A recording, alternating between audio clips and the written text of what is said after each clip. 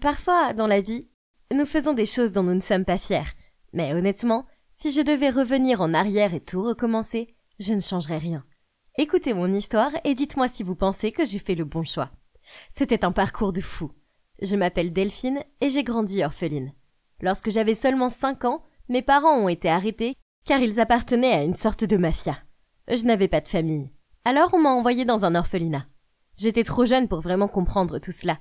Je pensais simplement que mes parents étaient tellement occupés par leur travail qu'ils n'avaient pas le temps de s'occuper de moi. Mais plus tard, j'ai compris que mes parents étaient de mauvaises personnes, qu'ils me frappaient souvent et qu'ils me privaient même de nourriture quand je faisais des bêtises. Au cours des 4 années suivantes, j'ai été adoptée par 3 familles différentes. Les 2 premières expériences ne se sont pas bien terminées et les familles m'ont renvoyée. Mais la 3e famille était vraiment gentille. Malheureusement, la chance n'était pas de notre côté. On a eu un accident de voiture. J'ai eu la chance de survivre, mais mes parents adoptifs n'ont pas survécu. J'étais dévastée et on m'a renvoyée à l'orphelinat. Je ne comprenais pas pourquoi j'étais si malchanceuse. J'avais vraiment l'impression que l'univers me punissait.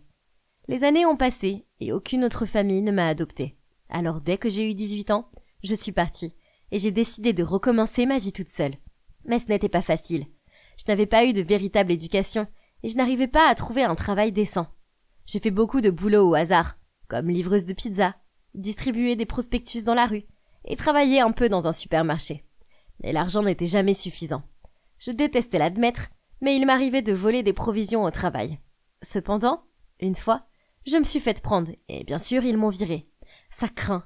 Comment pourrais-je tenir jusqu'à demain avec 2 $ dans mon portefeuille maintenant? J'ai dit à mon collègue Alice à quel point ma vie serait misérable sans ce travail. Puis Alice m'a souri et m'a dit qu'elle connaissait un autre moyen de gagner de l'argent. Elle m'a dit que ça se reproduirait une seule fois et que ce serait risqué, mais que l'argent serait suffisant pour me faire vivre pendant des années. J'étais impatiente d'en savoir plus. Mais vous ne croirez pas ce que c'était. Le travail consistait à kidnapper la fille d'une riche famille et à demander une rançon. Alice a dit que tout ce que j'avais à faire était de m'occuper de l'enfant pendant quelques jours dans un entrepôt abandonné. Et quand les parents auraient payé la rançon, ils renverraient l'enfant et je serais libre de partir avec tout mon argent. Je veux dire, ça avait l'air facile, non? Ce n'est pas comme si je l'avais kidnappée. Je prenais juste soin d'elle pendant quelques jours. C'était plus comme une babysitter. Donc, rien ne pouvait mal tourner, pas vrai? La petite fille s'appelait Louise et elle avait juste 2 ans. Ses parents, Monsieur et Madame Taylor, étaient connus et ils étaient très riches. Le plan était en fait très simple. Tous les dimanches, sa nounou l'emmenait au parc et c'est là qu'elle devait être kidnappée. Vous vous demandez probablement si ça a bien tourné. Eh bien, je ne suis pas en prison en ce moment, alors voilà. J'attendais dans l'entrepôt et ils ont amené Louise. Maintenant, tout ce que nous avions à faire était d'attendre. L'entrepôt était assez miteux, mais il y avait de quoi survivre. Au début, Louise a beaucoup pleuré et je n'arrivais pas à la calmer. J'ai essayé de lui faire écouter Baby Shark sur YouTube. Écoutez-le ou pas, ça a marché et elle a arrêté immédiatement. Dans la nuit, Alice a appelé pour dire que les parents de Louise refusaient de payer et que la police était impliquée. Oh mon Dieu! Et maintenant quoi? Ils ne pouvaient pas me laisser ici avec cette gamine. La seule option à laquelle Alice a pensé était que Louise et moi nous cachions dans la ferme de ses grands-parents pendant quelques années. Puis, quand l'affaire se serait calmée et que tout le monde l'aurait oubliée, nous pourrions laisser Louise devant un poste de police. C'était de la folie! Mais quel choix avais-je? Le visage de Louise figurait maintenant sur tous les journaux et les pages web, sans parler du fait que je ne savais rien de l'éducation d'un enfant. Quel désastre! Mais hé, au moins j'aurais pu déménager dans une ferme. Donc, le lendemain matin, le cousin d'Alice, qui transporte les légumes de la ferme à la ville, est venu nous chercher et nous a conduits en toute sécurité à la ferme. C'était parfait, parce que les grands-parents d'Alice n'avaient pas de télévision ni d'internet, donc ils ne savaient rien de l'enfant disparu. Alice leur a dit que j'étais une mère célibataire et que je n'avais nulle part où vivre. Alors, ils nous ont chaleureusement accueillis et ont dit qu'en échange, je pourrais les aider à la ferme. Ces premières semaines ont été une torture. Louise était si méchante. Chaque fois que je lui donnais à manger, elle jetait sa nourriture autour d'elle. Et une fois, elle a jeté un bol de soupe chaude sur ma tête. Après ça, j'ai été tentée de la laisser crever de faim.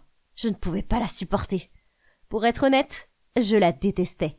Je regrettais tellement de m'être impliquée dans cette histoire à chaque fois que je voyais son visage. Mais un soir, Elle était allongée sur le lit à côté de moi et j'étais impressionnée. Je suis allée la réveiller pour la descendre pour la dîner et elle était brûlante. J'ai commencé à paniquer. J'ai cherché un thermomètre et sa température était de 39 degrés. Je devais faire baisser sa fièvre.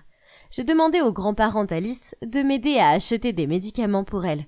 Je paniquais sérieusement, car elle tremblait maintenant. Je l'ai prise dans mes bras et j'ai réalisé que j'allais protéger cette petite fille quoi qu'il arrive. Elle avait l'air si innocente et j'ai senti mon cœur s'ouvrir à elle. Nous avons dû nous endormir, car je me suis soudainement réveillée 1 heure plus tard et j'ai été soulagée de voir que sa température était redevenue à la normale. Après cela, je me suis sentie plus proche de Louise. Et honnêtement, elle était plutôt mignonne. Bientôt, je cousais ses petites robes et je cuisinais ses plats préférés. Nous avions en fait beaucoup de choses en commun. On aimait toutes les deux les macaronis au fromage. On détestait les carottes et on était accros au chocolat. Très vite, 1 année s'est écoulée et Louise a commencé à parler. Et puis, elle a commencé à chanter. Et oh les gars, elle est la chose la plus adorable qui soit. Et puis un jour, elle s'est tournée vers moi et m'a dit « Maman !» J'ai presque pleuré, je me sentais si heureuse. Mais ce n'était pas bien. Je devais la rendre à ses parents. Elle ne méritait pas de vivre une vie loin d'eux, comme j'ai dû la vivre moi loin des miens. Alors, j'ai fait quelque chose de fou. J'ai vu que les parents de Louise cherchaient une femme de ménage à temps partiel. Alors j'ai utilisé un faux nom et j'ai postulé pour le job. Je voulais savoir si c'était sûr de rendre Louise sans me faire prendre. Mais il a été immédiatement clair que quelque chose n'allait pas. C'était comme si elle ne leur manquait pas. Je veux dire, imaginez si votre enfant avait été kidnappé. Vous pleureriez sûrement beaucoup, non? Cette famille était différente.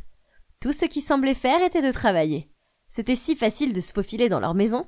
Ils partaient au travail à 9 heures tous les matins et ne revenaient qu'à 19 heures. La chose dont je devais me méfier était Madame Roberts, la gouvernante. Un jour, je cherchais la chambre de Louise pour voir si je pouvais prendre certains de ses jouets.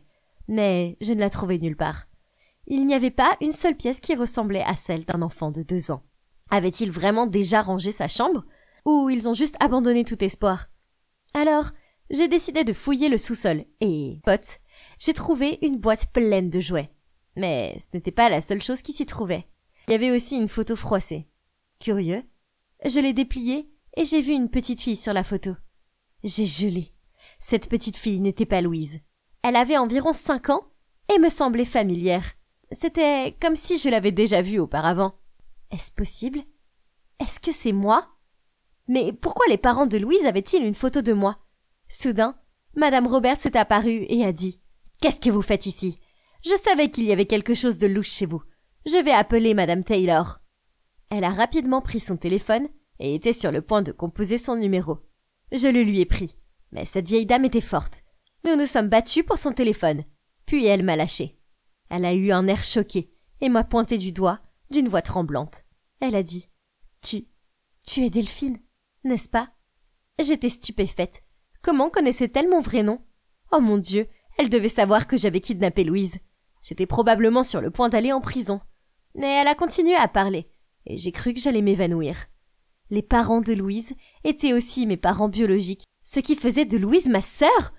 Madame Roberts m'avait reconnue parce qu'elle avait vu la cicatrice sur mon bras, qu'elle disait que j'avais eue en tombant d'un arbre. Elle travaillait pour ma famille avant même ma naissance. Mais ensuite, elle a dit quelque chose qui m'a choquée encore plus. Ne reviens pas dans cette famille, Delphine. S'il te plaît, c'est pour ton propre bien. Si tu restes, tu seras en danger, comme la pauvre petite Louise. Il ne se souciait pas du tout d'elle. Il la laissait souvent mourir de faim. Et puis elle a été kidnappée. Ils n'ont même pas pris la peine de la chercher. Ils sont cruels et sans cœur, et tout ce qui les intéresse, c'est de faire de l'argent. Avoir un enfant pour eux n'était qu'une partie de la couverture pour leurs affaires illégales. J'espère vraiment que Louise est dans un endroit plus sûr maintenant. Tout est mieux que cette famille.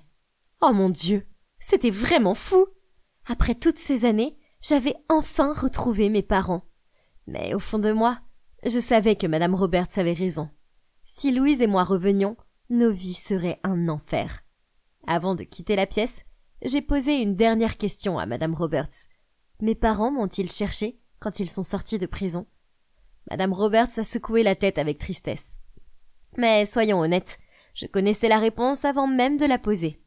Alors, je suis retournée à la ferme et j'ai continué à m'occuper de Louise. Maintenant que je savais qu'elle était ma sœur, je l'aimais encore plus. Je me suis promis de lui donner la vie qu'elle méritait. Cela fait 10 ans maintenant, et on s'en sort très bien. Nos parents ont un peu cherché Louise, mais seulement pendant un mois. Puis, ils ont abandonné. Madame Roberts avait raison. Ils ne se souciaient pas de Louise, ni de moi d'ailleurs. Quand on s'est senti en sécurité, Louise et moi avons déménagé au Canada. J'ai commencé à travailler dans différents endroits, et j'ai même pris quelques cours. Il s'avère que j'ai une passion pour les plantes, ce que je dois autant passer à la ferme. J'ai donc ouvert un petit magasin de plantes, et les affaires marchent très bien. Louise est ma motivation, et c'est grâce à elle que je travaille si dur et que je continue de me battre pour nos vies. Maintenant, nous sommes plus heureuses que nous ne l'avons jamais été. Quand Louise aura 18 ans, je lui dirai tout. Mais pour l'instant, je vais la laisser penser que nos parents ne sont pas de gens méchants et qu'ils sont juste occupés à travailler dans un autre pays. Alors, qu'est-ce que vous en pensez? Est-ce que vous êtes d'accord que j'ai fait le bon choix? Je pense que oui.